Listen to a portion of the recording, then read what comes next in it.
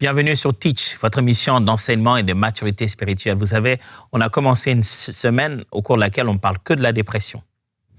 C'est vrai, on est en train de finir la semaine. C'est pas comme si on a épuisé tout le sujet de la dépression. Mais aujourd'hui, je voudrais absolument qu'on parle de sortir de la dépression dans la vie de famille. Il y a une sorte de dépression ménagère qui est liée au fait, non pas d'aller au travail, non pas de subir une culpabilité, non pas de l'épuisement physique, mais surtout de la vie de famille. Il y a une dépression de la mère, il y a une dépression du père, il y a aussi une dépression de l'enfant ou des enfants. La vie de famille peut être un cadre dans lequel on subit tellement de pression émotionnelle au point de tomber dans la dépression. Alors, comment ça se passe et surtout, comment la Bible nous aide à sortir de cela? Let's teach. Grandissons ensemble.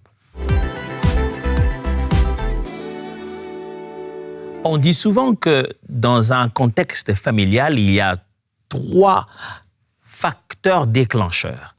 3 choses qui causent souvent la dépression dans le milieu familial.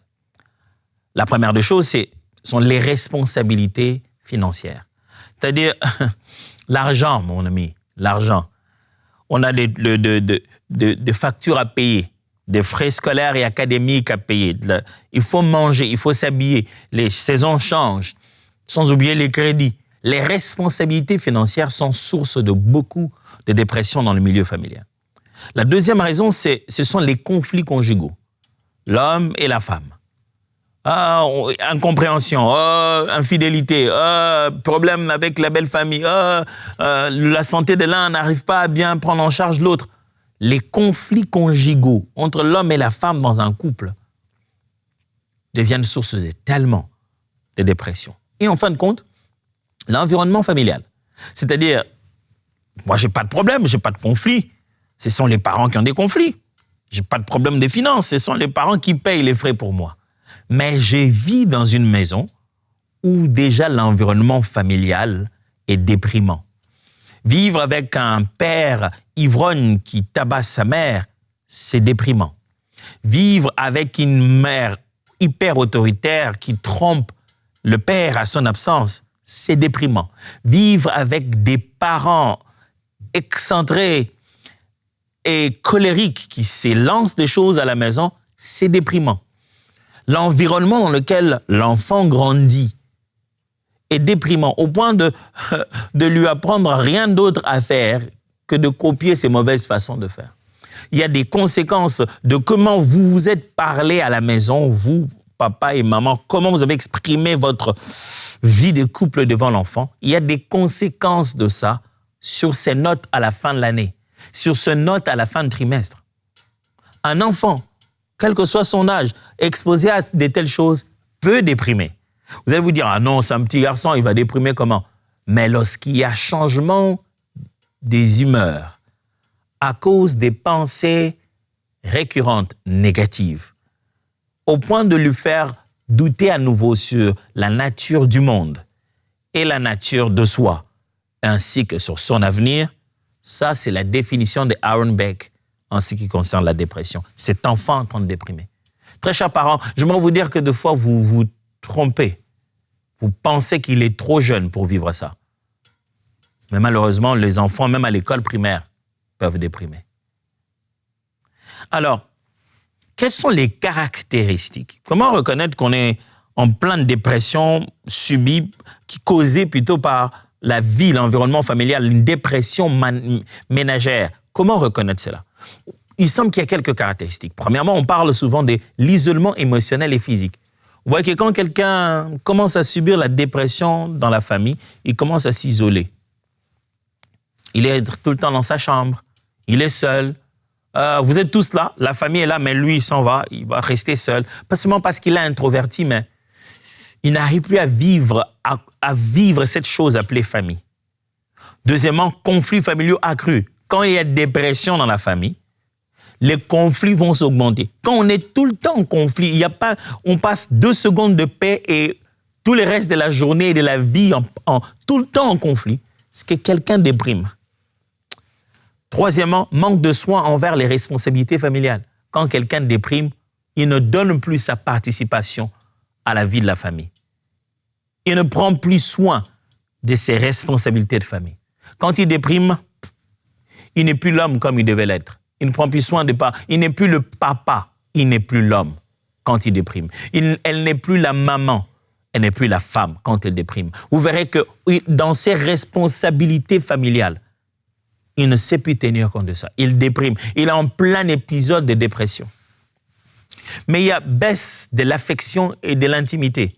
Vous voyez que quand quelqu'un déprime dans le milieu familial, là, vous allez chercher l'affection. Vous allez même avoir l'impression qu'il vous hait, qu'il ne vous aime pas, qu'il n'y a plus d'amour ici, on abandonne. Non, il déprime. Quand quelqu'un déprime, il devient froid dans ses émotions. Il a une baisse totale d'affection. Il n'exprime aucune affection. Vous avez envie de dire, bon, si comme ça, si on ne s'aime pas, arrêtons alors.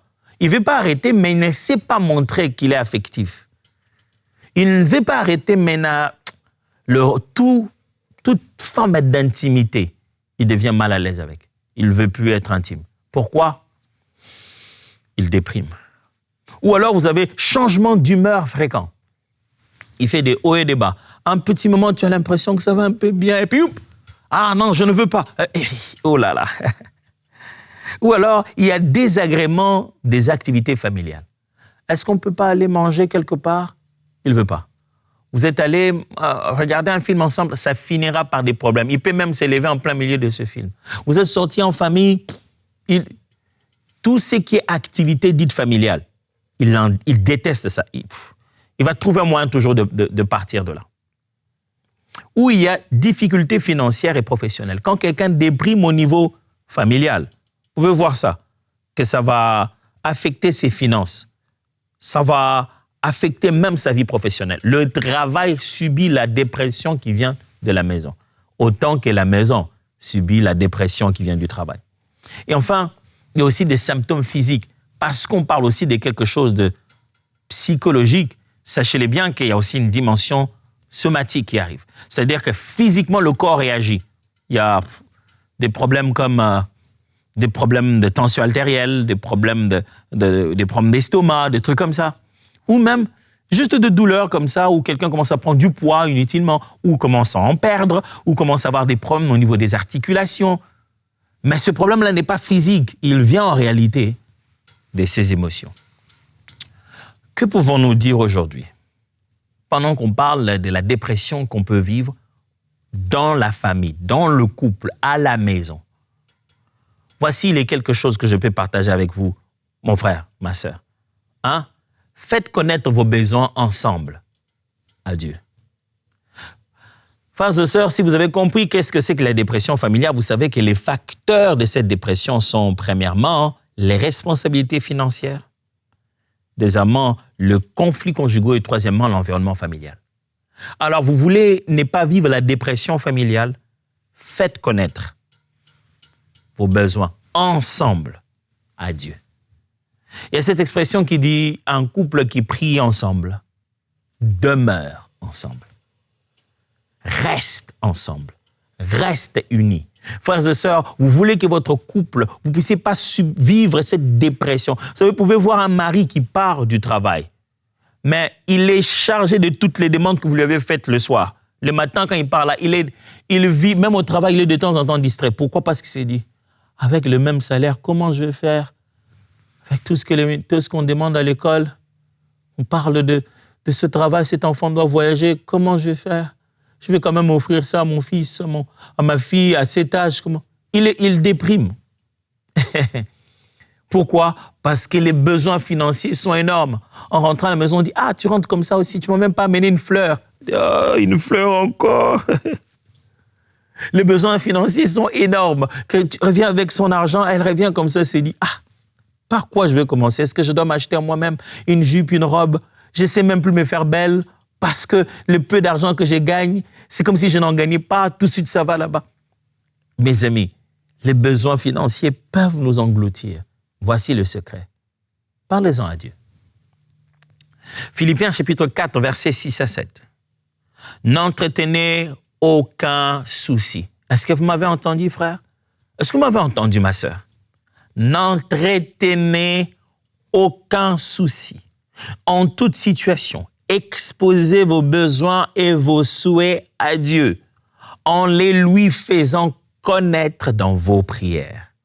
Intercédez avec confiance et sérieux. Exposez vos requêtes avec pression, sans oublier d'exprimer aussi votre reconnaissance. Dieu permet qu'on fasse pression quand on présente nos requêtes. Alors la paix de Dieu qui surpasse toute intelligence gardera votre cœur et vos pensées et les maintiendra dans la communion et sous la protection de Christ Jésus. Voyez, votre cœur et vos pensées ne seront pas dans la dépression. Ça sera sous la protection de Jésus. Si vous n'entretenez aucun souci et vous exposez, j'aime bien comment Parole Vivante traduit ça, intercédez avec confiance et sérieux. Mon frère, si vous ne voulez pas vivre la dépression, prenez les problèmes de la famille. Intercédez sérieusement. Intercédez avec confiance et sérieux. Exposez vos requêtes avec précision. Voilà le terme, pas pression, précision. Il dit, Jésus-Christ plutôt par la notion de la pression, plutôt plus tard quand il parle du juge et de cette femme, le juge unique et la femme. Mais ici, Paul parle de précision, c'est-à-dire intercéder, présentez vos requêtes avec précision. Ne venez pas en disant, Seigneur, toi-même tu connais ma famille. Tu sais par quoi nous sommes en train de passer, Seigneur, aide-nous. Non, non, non, non, non, soyez clairs. Dieu, il y a devant ma table un besoin de 16 425 $ et 700 cents. Bon, tu n'es pas obligé d'arriver jusqu'aux cents. Mais c'est juste pour dire, sache que tu dois parler avec Dieu librement de ce qu'il y a vraiment. Et ne te cache pas pour prier pour ta famille seulement. De temps en temps, mettez-vous tous ensemble, parlez-en et priez pour ça. C'est ce qui va réduire la pression familiale.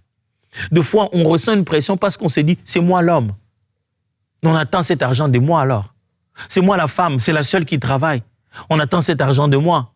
C'est moi l'enfant, c'est moi qui cause ce besoin d'argent. Aujourd'hui, les parents sont en train de souffrir parce qu'ils sont obligés de me payer ces minervales. C'est pourquoi ils sont obligés de me payer ces frais scolaires, ces frais académiques. C'est pour ça qu'ils souffrent. Non, non, non, non, non. Ramenez ça dans une prière collective. Ensemble, priez. Et vous vous rendrez compte que personne ne se sentira encore responsable, ne vivra encore cette culpabilité. Parce qu'au fond, on se dit, on s'en remet au Seigneur. C'est Dieu qui gère. Deuxième chose que je peux vous dire, au sujet de la pression que l'on subit et que l'on vit au milieu familial. Protégez votre famille de la vanité. Je répète, protégez votre famille de la vanité. Frère, sœur, papa, maman, mon frère, je vous en supplie. Quelquefois, on ne subit pas la pression dans la famille. On ne vit pas dans la dépression dans la famille à cause des sujets ou des réalités qui en valent la peine. Je ne voudrais que personne ne vive sous une dépression. Mais il y a des sujets où vous regardez, vous dites, je comprends pourquoi il est déprimé. Il y avait tellement de pression.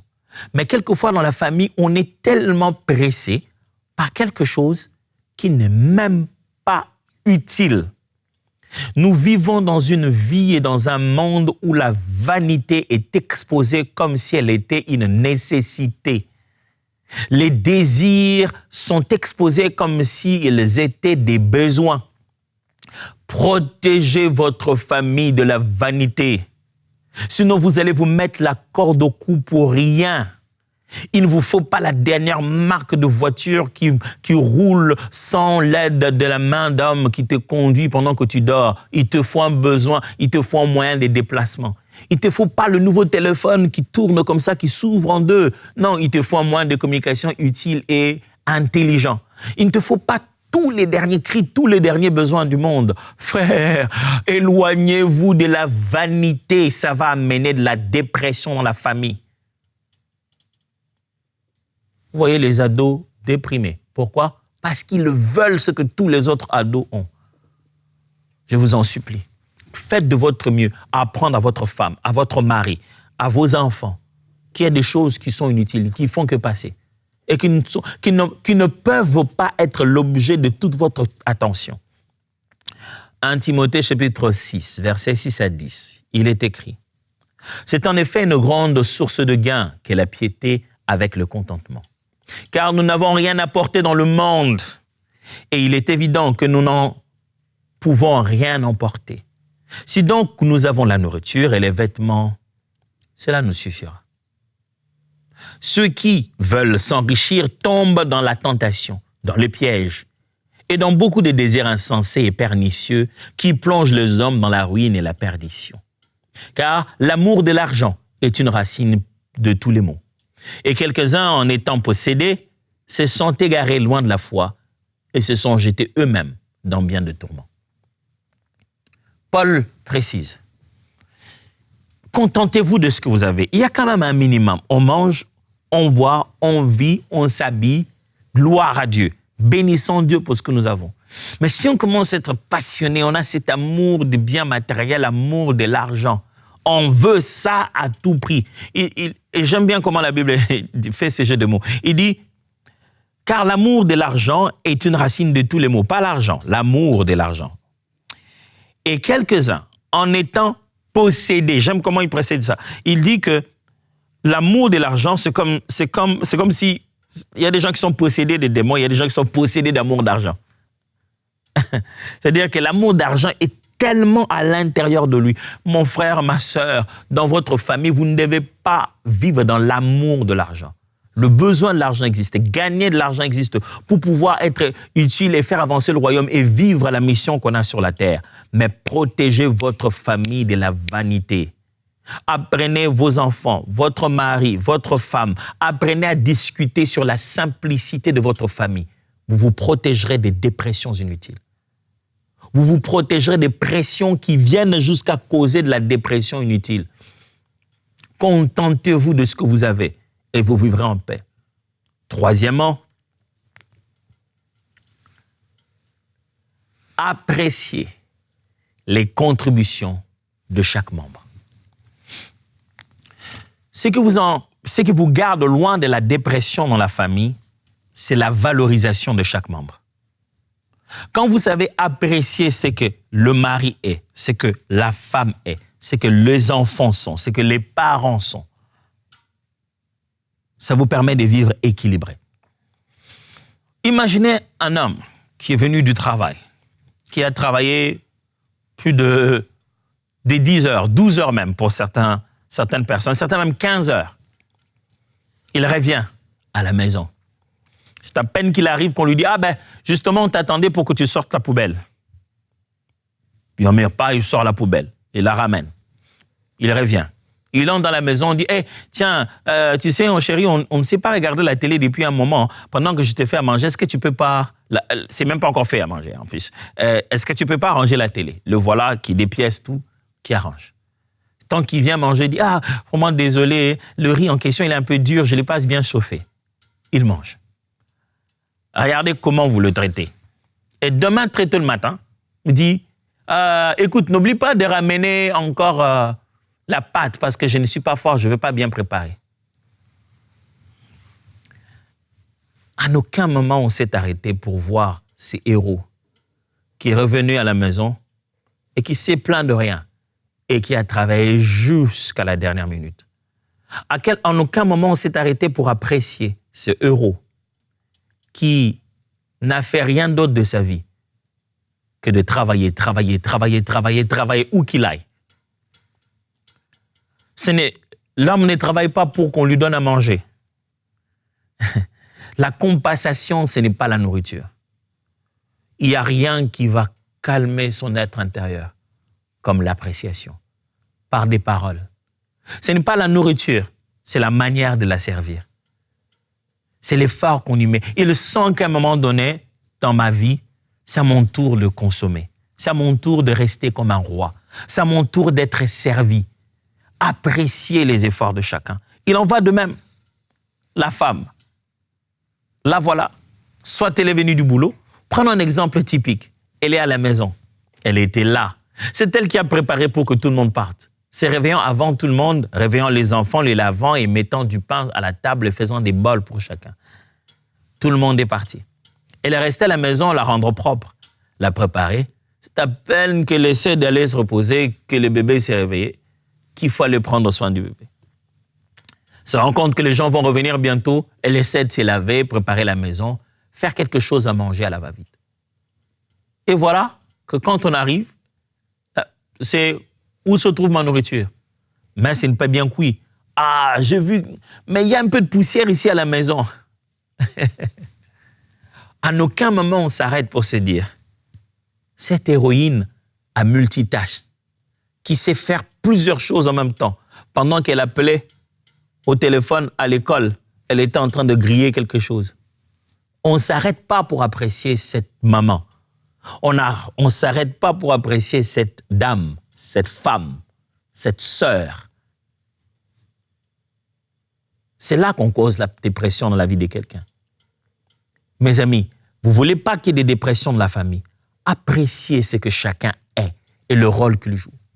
Cet enfant qui est sorti tôt le matin, 6 heures, pour aller attraper le bus, pour aller à l'école. Il arrive à l'école, maths, cours de langue, géographie. À un moment, il tente de dormir parce qu'il s'était réveillé trop tôt, parce que l'école se trouve trop loin. Il s'est réveillé trop tôt, il a dû se laver trop tôt, de l'eau froide. À un moment donné, naturellement, il a un peu de sommeil. Le prof lui dit, « Hey, toi, si tu as sommeil, lève-toi, mets-toi debout. » Il se met debout, il est obligé de forcer son corps à ne pas dormir. Et quand c'est le temps de la récréation, il n'a pas sommeil, il n'arrive plus à dormir. Il fait ses maths, il fait tous ses devoirs, il rentre à la maison fatigué. Dès qu'il arrive, on dit, mais tu sais, tu avais laissé ta maison, tu avais laissé ta chambre sale, il faut que tu arranges ça. Hein. Après, quand il arrange sa chambre, à peine qu'on voit sur son téléphone, tu es tout le temps sur ton téléphone. Donne-moi ça. Personne ne lui demande comment s'est passée la journée. Montre-moi ce que tu as fait. Ouh, là, tu n'as pas réussi, ça ira mieux demain. Tu sais, je peux t'aider pour qu'on se prépare pour ça. Je suis fier de toi. Je suis heureux d'avoir un enfant comme toi qui fournit des efforts pour devenir meilleur. Ça ne coûte rien. Appréciez les efforts et les contributions de chaque personne. Regardez comment Paul parle du fait de la contribution de chacun dans un corps. 1 Corinthiens chapitre 12, versets 21 à 26.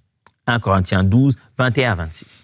L'œil ne peut pas dire à la main, « Je n'ai pas besoin de toi », ni la tête dire aux pieds, « Je n'ai pas besoin de vous ». Mais bien plutôt, les membres du corps qui paraissent être les plus faibles sont nécessaires, et ceux que nous estimons être les moins honorables du corps, nous les entourons d'un plus grand honneur. Ainsi, nos membres les moins honnêtes reçoivent le plus d'honneur, tandis que ceux qui sont honnêtes n'en ont pas besoin. Dieu a disposé les corps de manière à donner plus d'honneur à ceux qui en manquaient, afin qu'il n'y ait pas de division dans le corps, mais que les membres aient également soin les uns des autres. Et si un membre souffre, tous les membres souffrent avec lui. Si un membre est honoré, tous les membres se réjouissent avec lui. C'est ça le principe de toute famille. Si un membre souffre, tout le monde souffre avec lui. Si un membre est honoré, tout le monde est honoré avec lui. Quelqu'un ne peut pas être en train de faire des efforts supplémentaires dans la famille et ces efforts ne pas être reconnus. Quand il travaille dur, la moindre des choses, c'est de venir voir. Hey, ça va, Madeleine, dans ta chambre, ça va, tu peux pas les examens? Ouh, c'est dur. Écoute, je t'ai fait un thé, ça te va? Tu veux du chocolat, un truc chaud? Juste, je ne peux pas étudier à ta place, mais je peux au moins trouver un moyen de te soulager. Et tu sais que quand j'étudie dur, mes parents m'encouragent et font de leur mieux pour que je continue à finir ma tâche. Juste apprécier les contributions de chacun. Et enfin, vous voulez éviter la dépression dans la famille. Remplissez votre mission d'amour. Remplissez plutôt votre maison d'amour et de pardon. Si votre maison doit être remplie de quelque chose qui peut vous sauver de la dépression, sauver l'homme, sauver la femme, sauver les enfants, vous devez remplir votre maison d'amour et de pardon. Colossiens chapitre 3, versets 13 à 15 dit ceci. Supportez-vous les uns les autres, et si l'un a sujet de se plaindre de l'autre, pardonnez-vous réciproquement. De même que Christ vous a pardonné, pardonnez-vous aussi. Mais par-dessus toutes ces choses, revêtez-vous de la charité qui est le lien de la perfection, et qui est la paix de Christ, à laquelle vous avez été appelés pour former un seul corps, règne dans vos cœurs, et soyez reconnaissants. Paul leur parle du fait de se supporter. Si quelqu'un a à se plaindre de quelque chose à l'autre, pardonnez-vous réciproquement. Et il ajoute, par-dessus tout, soyez revêtus de l'amour. Mes amis, toute famille tient que parce qu'on a cette chose qu'on appelle le pardon, qui fait que quand quelque chose a été brisé, on répare.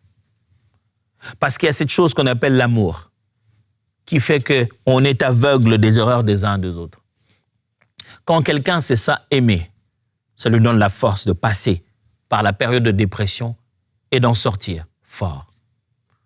On a passé toute une semaine. Je ne sais pas d'où vient votre dépression. Qu'est-ce qui cause ça? Je ne sais pas c'est quoi. Est-ce que c'est dans la famille? Est-ce que c'est au niveau du travail? Est-ce que c'est la culpabilité? Est-ce que c'est l'épuisement physique? Vous avez compris ce que veut dire dépression. Et vous avez vu les solutions divines en cours de route. Et la manière de Dieu de traiter votre famille, de vous traiter vous-même pour que vous ne puissiez pas rentrer dans cette dépression. Alors maintenant, laissez-moi prier avec vous. Père de toute bonté, pour cette semaine où on a parlé de dépression, on a pris conscience de la pression qui entoure notre monde. Mais par cette même semaine, nous avons aussi pris conscience de ta grâce et de ta bonté sur nous, de l'apport du Saint-Esprit et de son pouvoir à calmer les tempêtes à l'intérieur de nos cœurs.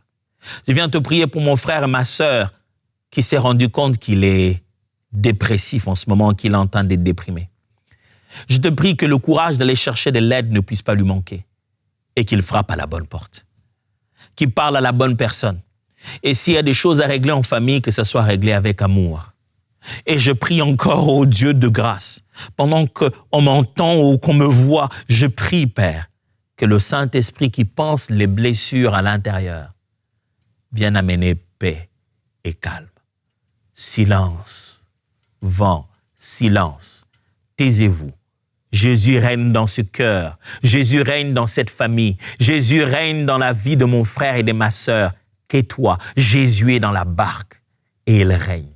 Je prie que cette semaine soit une semaine de restauration, qu'on travaille, qu'on s'étonne de tes humeurs, qu'on se dise qu'est-ce qui s'est passé. Témoigne que Jésus t'a visité, qu'à la maison, ton mari s'étonne, ta femme s'étonne, que même toi qui es à côté de quelqu'un qui déprime, il soit étonné par ton attitude parce que tu as été transformé et enseigné. Bénédiction, bénédiction sur ta vie.